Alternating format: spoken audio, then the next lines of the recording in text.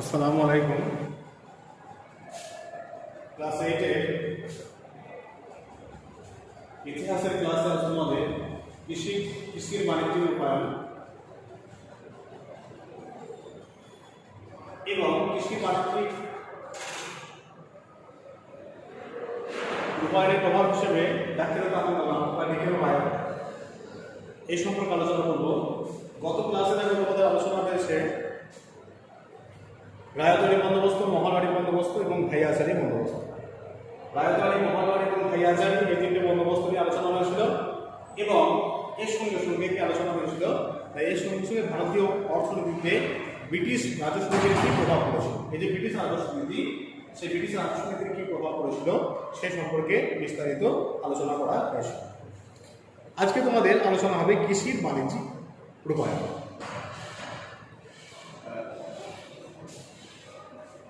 দেখো, প্রথম দিকে শুধুমাত্র নিজেদের খাদ্য উৎপাদনের জন্য চাষবাস করা হতো। পরবর্তীকালে নিজেদের প্রয়োজন অতিরিক্ত শস্য চাষ করে সেগুলো বাণিজ্যের উদ্দেশ্যে বিক্রি করাকে এক কথায় বলা হয় কৃষির বাণিজ্যিক রূপায়ণ। এক্ষেত্রে যে সমস্ত জিনিসগুলো গুরুত্বপূর্ণ ভূমিকা পালন করেছিল, যে সমস্ত শস্য, তার মধ্যে অন্যতম ছিল চা, নীল, পাট, তুলো। চা, নীল, পাট, তুলো এগুলো এই বাণিজ্যিক কৃষির বাণিজ্যিক রূপান্তরের ক্ষেত্রে এই সমস্ত শস্যগুলো গুরুত্বপূর্ণ ভূমিকা পালন করেছিল। তাহলে চা, নীল, পাট, তুলো এগুলো গুরুত্বপূর্ণ ভূমিকা পালন করেছিল এই সমস্ত ফসল কৃষির বাণিজ্যিক রূপান্তরে। এবং ইংরেজ ইস্ট ইন্ডিয়া কোম্পানি এই সমস্ত ফসলগুলো, চা, নীল, পাট, তুলো, এই সমস্ত ফসলগুলো সাধারণ মানুষ যারা তারা যাতে বেশি করে চাষ করতে পারে বা তার জন্য তাদেরকে জোর করেছিল এই সমস্ত জিনিসগুলো চাষ করার ক্ষেত্রে। সাধারণ কৃষক, ভারতের যারা সাধারণ কৃষক, দরিদ্র কৃষক, সেই সমস্ত কৃষককে এই সমস্ত জিনিসগুলো চাষ করতে এক প্রকার জোর করা হয়েছিল।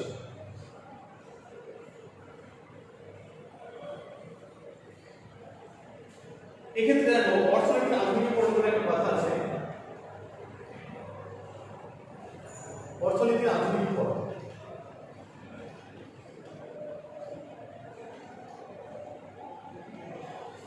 অর্থনীতির আধুনিকীকরণ অর্থাৎ যে অর্থনীতি, সেই অর্থনীতি, ভারতবর্ষের যে অর্থনীতি, সেই অর্থনীতিকে আবার নতুন করে তৈরি করাকে এক কথায় বলা হচ্ছে অর্থনীতির আধুনিকীকরণ, আবার নতুন করে ঢেলে সাজানো। এক্ষেত্রে যে সমস্ত জিনিসগুলো গুরুত্বপূর্ণ ভূমিকা পালন করেছিল সেগুলো হলো ভারতবর্ষে রেলপথ তৈরি করা, রেলপথ বানানো,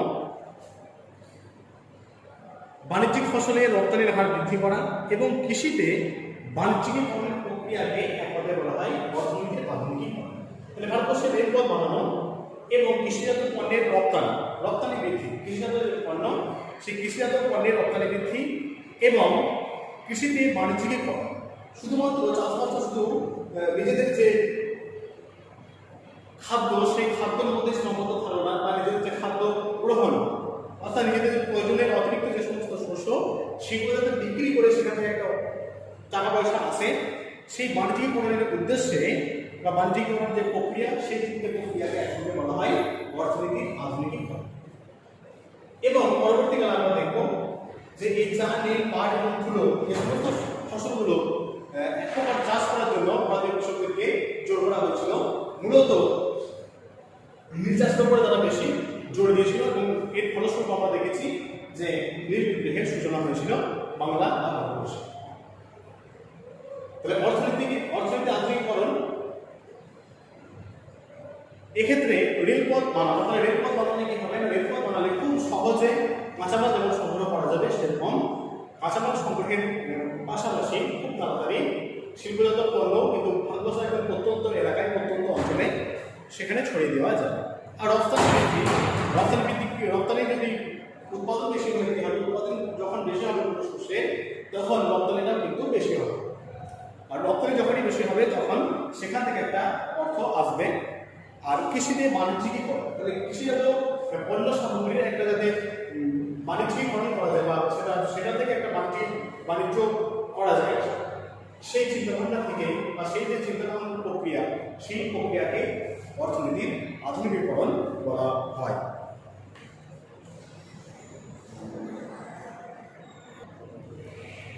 এরপর দেখো যে ঔপনিবেশিক ভারতবর্ষে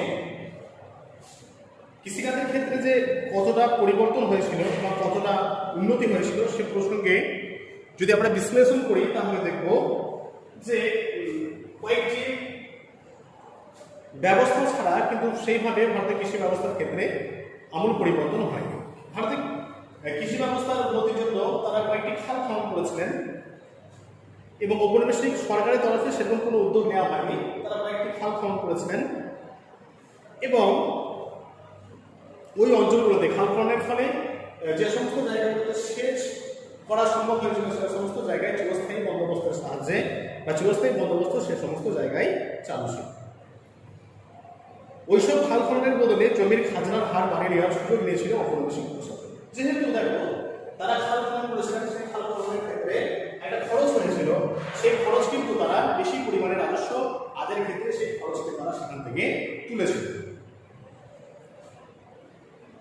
সেচ ব্যবস্থার আসল সুবিধা পেত ধনী কৃষকেরা।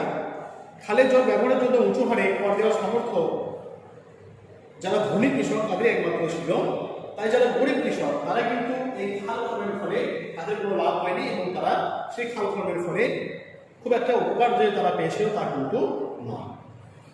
জনসংখ্যা বৃদ্ধির হারের সঙ্গে তাল মিলিয়ে খাদ্যশস্য উৎপাদন সেইভাবে বাড়ানো যায়নি, ফলে ঔপনিবেশিক ভারতবর্ষে দুর্ভিক্ষ ছিল একটা ঘটনা মাত্র। অর্থাৎ যেরকম হারে খাদ্যশস্য উৎপাদন করার কথা বলা ছিল ঠিক সেরকম হারে খাদ্য উৎপাদন বাড়েনি, ফলে কি হয়েছিল না ভারতবর্ষে দুর্ভিক্ষ বা মহামারী, সেই দুর্ভিক্ষ বা মহামারী ঘটনাই স্বাভাবিক ছিল।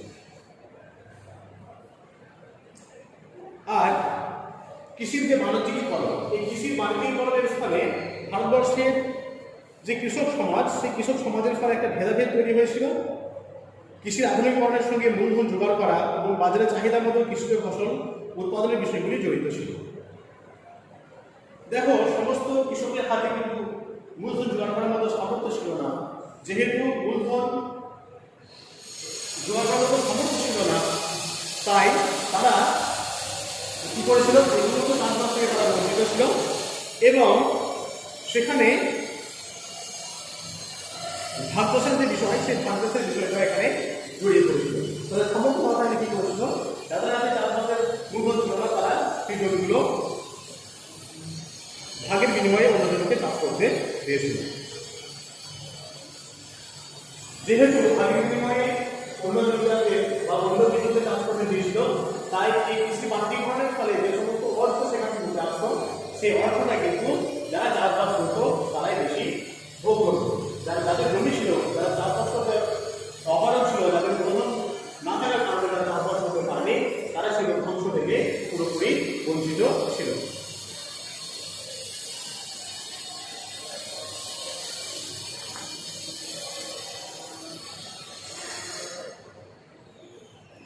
এরপর কৃষির যে বাণিজ্যিকরণ ঘটলো, সেই বাণিজ্যিকরণের ফলে কৃষকদের কি সাধারণ যে কৃষক তাদের কি ক্ষতি হয়েছিল,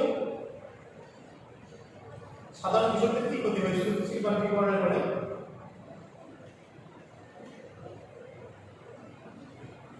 সাধারণ কৃষকদের ক্ষতি,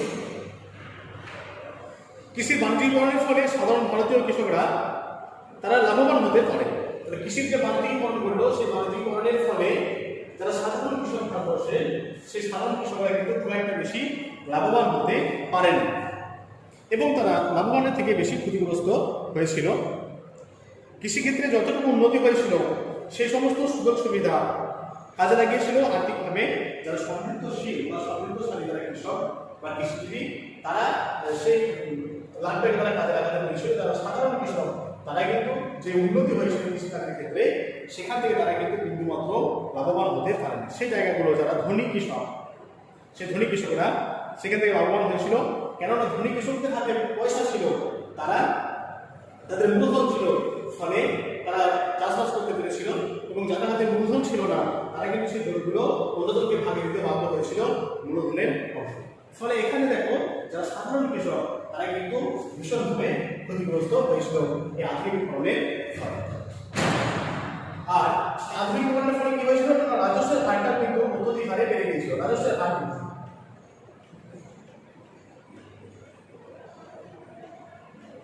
এই আধুনিকীকরণের ফলে রাজস্বের হার বেড়েছিল। চড়া হারে রাজস্ব আদায়ের জন্য কৃষি থেকে কৃষকদের উপার্জনটা অনেকটা কম হতো। ফলে ঔপনিবেশিক সরকার, জমিদার এবং যারা মহাজন তারা যা রাজস্ব পেত আদায় করতো বা রাজস্ব দেওয়ার জন্য ঋণ নিতে সাধারণ কৃষকরা বাধ্য ছিল। যেহেতু রাজস্বের হার ছিল অত্যন্ত চড়া, তাই যে সমস্ত উৎপাদন হতো সেই উৎপাদন থেকে তাদের খরচ বেশি হয়ে যেত এবং এক্ষেত্রে কিন্তু সাধারণ কৃষক যারা তারা ক্ষতিগ্রস্ত হতো। এমনকি অনেক সময় রাজস্ব মেটানোর জন্য তাদেরকে ঋণ নিয়ে রাজস্ব মেটাতে হতো। আর কৃষকদের যে সাহায্য, কৃষকদের যে কাজে অবহেলিত হচ্ছে, তারা সরকারের কৃষকরা এখানে অবহেলিত ছিল।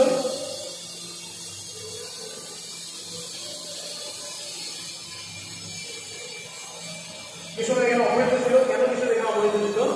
কৃষকরা এই কারণে অবহেলিত ছিল যে কৃষকদের যে স্বার্থপরতা, কৃষকদের যে কিভাবে আমরা চাষবাস করলে বেশি উন্নতি হবে, বেশি উৎপাদন হবে, কৃষকরা লাভবান হবে, সে সমস্ত কোনো স্বার্থ ব্রিটিশ সরকার গ্রহণ করেনি। ব্রিটিশ সরকারের পুলিশ এবং প্রশাসন কৃষক শোষণকারীদেরকে কৃষকদের যারা শোষণ করতো, যে সমস্ত জমিদার মহাজন যারা কৃষকদেরকে শোষণ করতো, পক্ষান্তরে বা বরফ ফেলা করতো, যারা শোষণ করতো ব্রিটিশ প্রশাসনরা তাদেরকে সাহায্য সহযোগিতা করতো। অর্থাৎ যে সমস্ত কৃষকরা অবহেলিত ছিল তাদেরকে শোষণ করা হতো, তাদের ব্যাপারে বিভিন্ন রকম কোনো ব্যবস্থা স্টেপ অবলম্বন করেনি। উপরন্তু যারা কৃষকদেরকে শোষণ করতেন তাদের প্রতি কিন্তু পুলিশ প্রশাসন ছিল। ফলে কৃষির বাণিজ্যিকরণের ফলে সাধারণ জনতা ক্ষতিগ্রস্ত হচ্ছে, রাজস্বের হার বাড়ছে এবং যারা ভারতীয় কৃষক, যারা দরিদ্র কৃষক যারা তারা এখানে অবহেলিত হয়ে পড়ছে।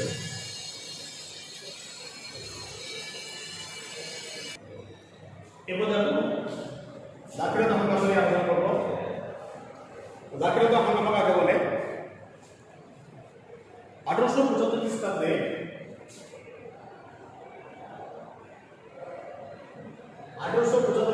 দক্ষিণ ভারতের আহমদনগর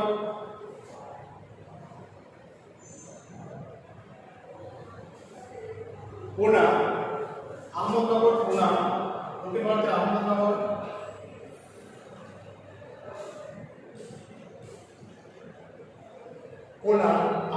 এবং পুনা জেলার কৃষকরা ঔপনিবেশিক সরকারের শোষণ নীতির ফলে যে আন্দোলন গড়ে তুলেছিল, কৃষক আন্দোলন মূলত এটা, তা সরকারি ভাষায় দাক্ষিণাত্য হাঙ্গামা নামে পরিচিত। তাহলে 1875 খ্রিস্টাব্দের দক্ষিণ ভারতে আহমদনগর এবং পুনা জেলার কৃষকরা ঔপনিবেশিক সরকারের শোষণের বিরুদ্ধে যে আন্দোলন গড়ে তুলেছিল দাক্ষিণাত্য হাঙ্গামা বা ডিকান রাইট নামে পরিচিত। দাক্ষিণাত্য হাঙ্গামা কিন্তু এমনিতে দাক্ষিণাত্য যে হাঙ্গামা বা দক্ষিণ ভারতের যে হাঙ্গামা হয়েছিল বা দাক্ষিণাত্য কৃষক বিদ্রোহ যে হয়েছিল তার পিছনে কি কারণ ছিল সেগুলো আমরা দেখব। দাক্ষিণাত্য হাঙ্গামার পিছনে কি কারণ ছিল? এক নম্বর হচ্ছে তুলোর দাম বৃদ্ধি।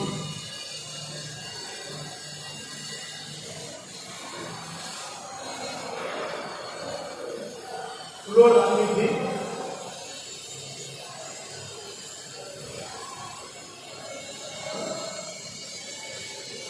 দক্ষিণ ভারতের চাষিরা এই আহমদনগর এবং পুনা জেলার যে সমস্ত চাষি তারা প্রচুর পরিমাণে তুলো চাষ করত। ঊনবিংশ শতকের দ্বিতীয়ার্ধে আমেরিকার গৃহযুদ্ধ শুরু হয়েছিল। ঊনবিংশ শতকের দ্বিতীয়ার্ধে আমেরিকার গৃহযুদ্ধ শুরু হয়েছিল। গৃহযুদ্ধ শুরু হওয়ার ফলে আমেরিকা থেকে ইংল্যান্ডে তুলো আসা বন্ধ হয় এবং ইংরেজরা দক্ষিণ ভারত থেকে তুলো নিয়ে যেতে শুরু করে। ফলে দক্ষিণ ভারতে তুলোর চাষ বা দক্ষিণ ভারতে যে তুলো সেই তুলোর দামটা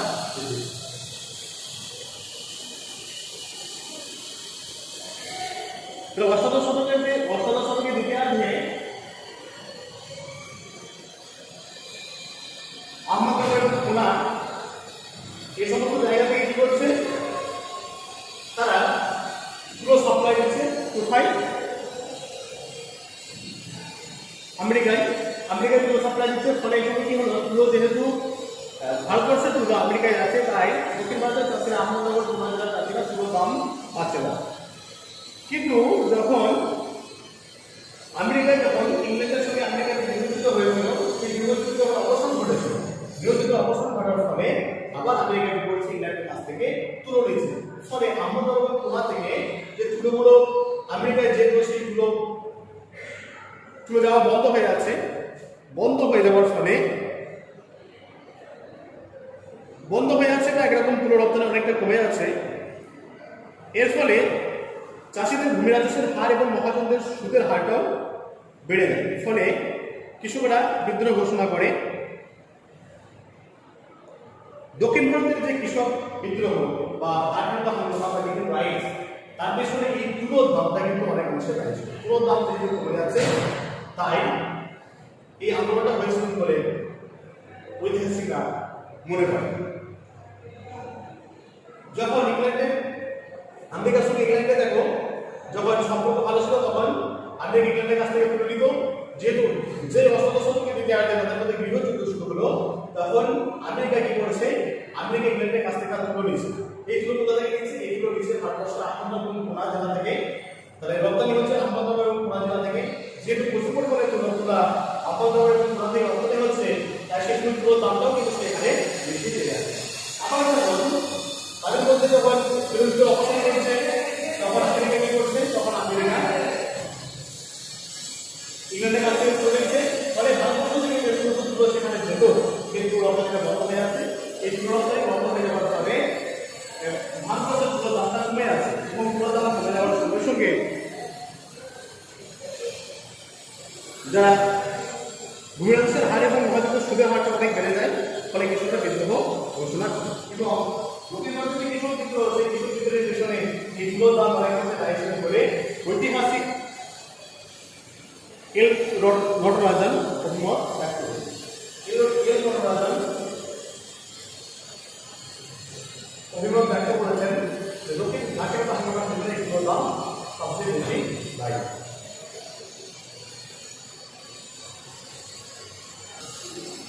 এরপর হচ্ছে উত্তর দিকের রাজস্ব আদায়।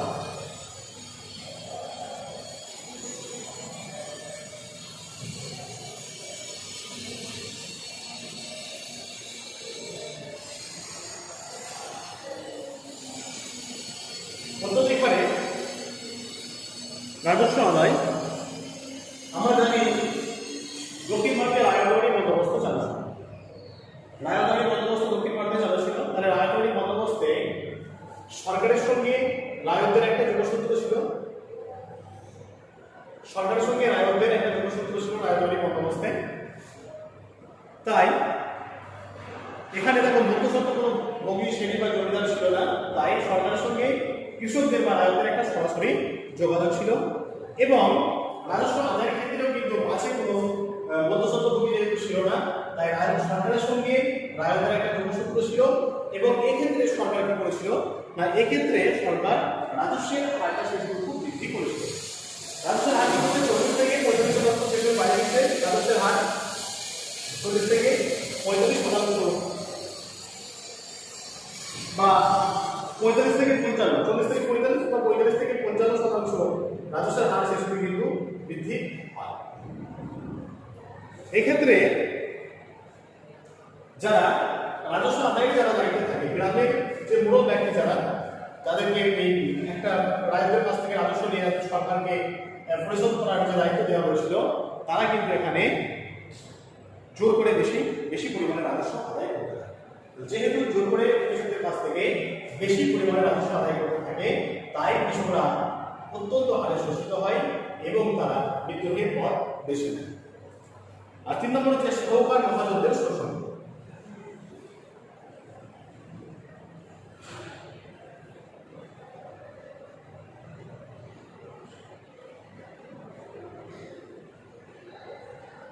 সাহুকার মহাজনদের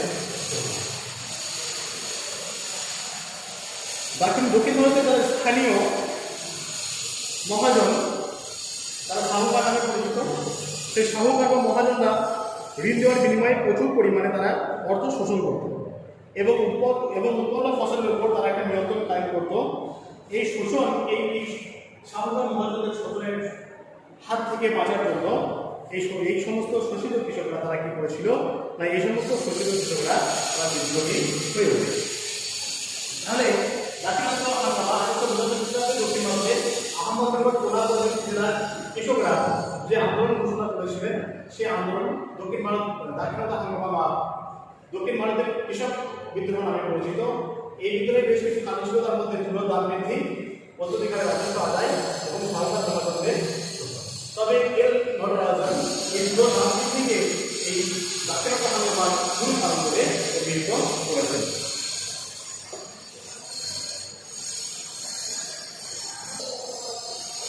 এরপরে পূর্বকথার মধ্যে আছে এগ্রিকালচার রিলিফ অ্যাক্ট বা কৃষকদের সুবিধার জন্য আইন। কৃষকদের সুবিধা আইন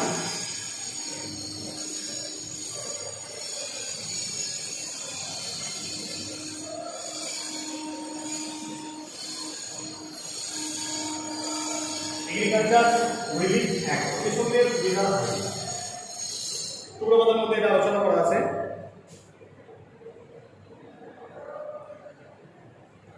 1875 খ্রিস্টাব্দে দক্ষিণ ভারতে যে কৃষক বিদ্রোহ হয়েছিল, যেটা দাক্ষিণাত্য হাঙ্গামা নামে পরিচিত, সেই কৃষক বিদ্রোহের হাত ধরে 1879 খ্রিস্টাব্দে এই কৃষকদের সুবিধার আইন বা এগ্রিকালচার রিলিফ অ্যাক্ট এই আইন পাস হয়। তাহলে দক্ষিণ ভারতে আমরা দেখেছি যে বেশ কিছু কারণের জন্য দাক্ষিণাত্য হাঙ্গামা হয়েছিল। তুলোর দাম বৃদ্ধি, পদ্ধতিকারে রাজস্ব আদায়, সাহুকার মহাজনদের শোষণ, এই সমস্ত কারণের জন্যই দক্ষিণ ভারতে দাক্ষিণাত্য হাঙ্গামা হয়েছিল। তা সেই 1875 খ্রিস্টাব্দে দক্ষিণ ভারতের যে হাঙ্গামা বা দাক্ষিণাত্য হাঙ্গামা হয়েছিল তার পরিপ্রেক্ষিতে 1879 খ্রিস্টাব্দে দক্ষিণ ভারতে একটা আইন পাস হয়েছিল যা এগ্রিকালচার রিলিফ অ্যাক্ট বা কৃষকদের সুবিধা আইন নামে পরিচিত। এই আইনে কি বলা হয়েছিল? এই আইনে বলা হয়েছিল যে প্রত্যেক গ্রামে একজন করে রেজিস্ট্রার থাকবে এবং রেজিস্ট্রারের উপস্থিতিতে কৃষক এবং মহাজনদের উপস্থিতিতে ঋণপত্র নথিভুক্ত হবে। তাহলে একজন রেজিস্ট্রার থাকবে এবং এই রেজিস্ট্রারের উপস্থিতিতে কৃষক এবং মহাজন এবং কৃষকদের মধ্যে যে ঋণপত্র সেই ঋণপত্র সেখানে লেখা হবে। আর 2 নম্বরে কি বলা হয়েছিল যে কোনো কৃষক যদি ঋণ পরিশোধ করতে না পারে, তাহলে কোনো কারণবশত যদি কোনো কৃষক ঋণ পরিশোধ করতে না পারে তাহলে সেই কৃষককে কিন্তু সেই কৃষক বা চাষিকে গ্রেফতার করা যাবে না। আর 3 নম্বরে কি বলা হয়েছিল? ঋণ পরিশোধ করতে অপারগ ব্যক্তি সাহুকার এবং চাষির মধ্যে আলাপ আলোচনার মাধ্যমে ঋণ শোধের ব্যবস্থা।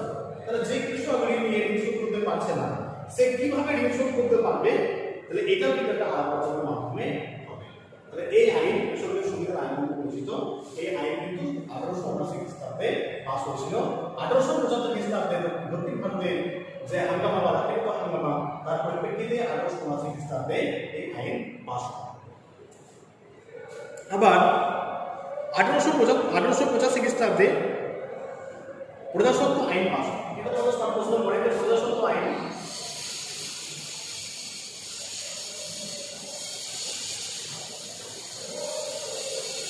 এটা 1850 খ্রিস্টাব্দে পাস হয়েছিল। প্রজাস্বত্ব আইন পাস হয়, এটার মধ্যে অনেক প্রশ্ন পড়ে। প্রজাস্বত্ব আইন পাস হয়েছিল 1885 খ্রিস্টাব্দে। এই আইন মোতাবেক অস্থায়ী রায়তদের দখলি সত্ত্ব দেওয়া হয় এবং সেখানে বলা হয় আদালতের পরোয়ানা ছাড়া কোনো রায়তকে জমি থেকে উচ্ছেদ করা যাবে না। খাজনা বাড়ার সময় জমিদারকে নির্দিষ্ট কারণ দর্শাতে হবে। দাক্ষিণাত্যে এবং বাংলায় বিপুল সংখ্যক কৃষি শ্রমিক ও ভাগ চাষীদের স্বার্থের দিকে বিশেষ নজর দিয়েছিল ঔপনিবেশিক প্রশাসন। তাহলে দেখো এই 1885 খ্রিস্টাব্দে যে প্রজাস্বত্ব আইন পাস হলো সেই আইনে বলা হয়েছিল যে আইন মোতাবেক অস্থায়ী রায়তদের দখলি সত্ত্ব দেওয়া হয়। যার রায়ত ছিল সেই রায়তদের দখলি সত্ত্ব দেওয়া হচ্ছে 1885 খ্রিস্টাব্দের প্রজাস্বত্ব আইনে। এবং এখানে বলা হচ্ছে কি না আদালতে পরোয়ানা ছাড়া কোনো রায়তকে কিন্তু জমি থেকে নিষেধ করা যাবে না। তাহলে আজ তোমাদের কৃষির বাণিজ্যিক রূপায়ণ এবং জাতীয় স্বাধীনতা এগুলো যদি আলোচনা করা হলো তোমাদের পেজ নাম্বার 62 62 পেজ নাম্বার 62 শিল্প বাণিজ্য শুল্ক নীতি পেজ নাম্বার 62 পেজ নাম্বার 62 শুল্ক বাণিজ্য নীতি আগে পর্যন্ত আলোচনা করা হলো। আজকে দেখতে সবাই ভালো